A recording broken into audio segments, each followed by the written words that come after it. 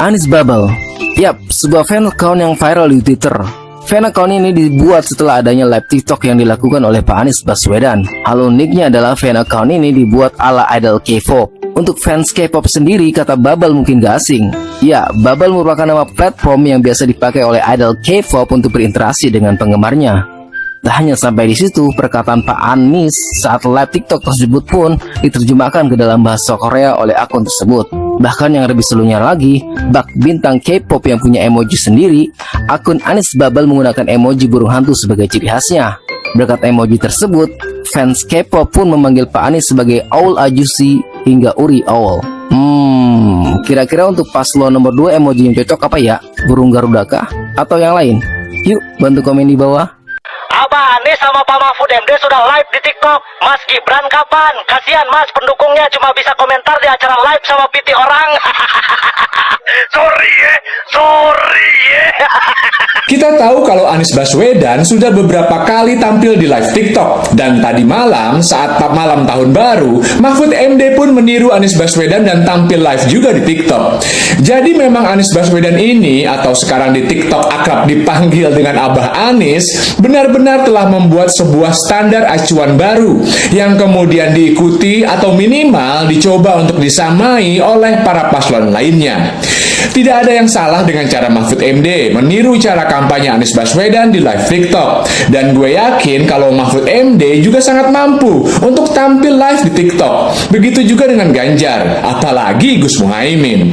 Gue malah akan heran kalau cara kampanye Anies Baswedan di live TikTok tidak ditiru oleh paslon lainnya. Karena menurut laporan We Are Social, pengguna TikTok di Indonesia mencapai 106,51 juta orang, atau di urutan kedua di bawah Amerika Serikat dengan 143,4 juta pengguna TikTok. Nah, yang gue paling heran adalah kemana paslon nomor urut 2? Kemana Gibran? Sebagai cawapres paling muda yang katanya perwakilan suara para milenial dan Gen Z, kenapa Gibran tidak pernah muncul di live TikTok? Padahal dia tampil cukup oke di acara debat cawapres kemarin.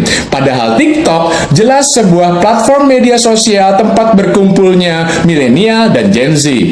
Apakah Gibran merasa tidak mampu? Atau jangan-jangan minder? Atau malah dia merasa memiliki dosa? Sehingga takut jika muncul live di TikTok, maka akan dibanjiri dengan hujatan.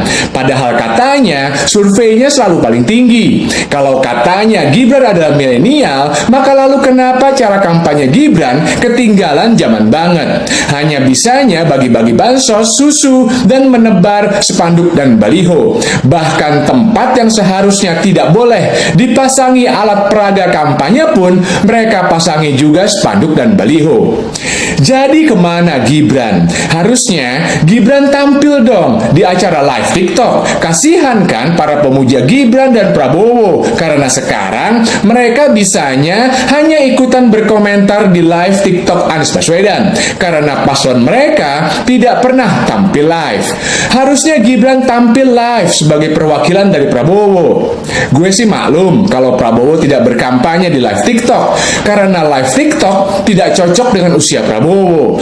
Gue khawatir kalau komentar jujur dan bebas para netizen tidak baik untuk kesehatan Prabowo. Dan menurut gue, live TikTok juga sangat tidak cocok dengan temperamen seorang Prabowo. Coba saja kalian bayangkan berapa ponsel yang akan hancur dibanting Prabowo setiap kali muncul komen-komen jujur dan kreatif dari para netizen di live TikTok. Selamat tahun baru semuanya dan salam semangat Antitesa 24.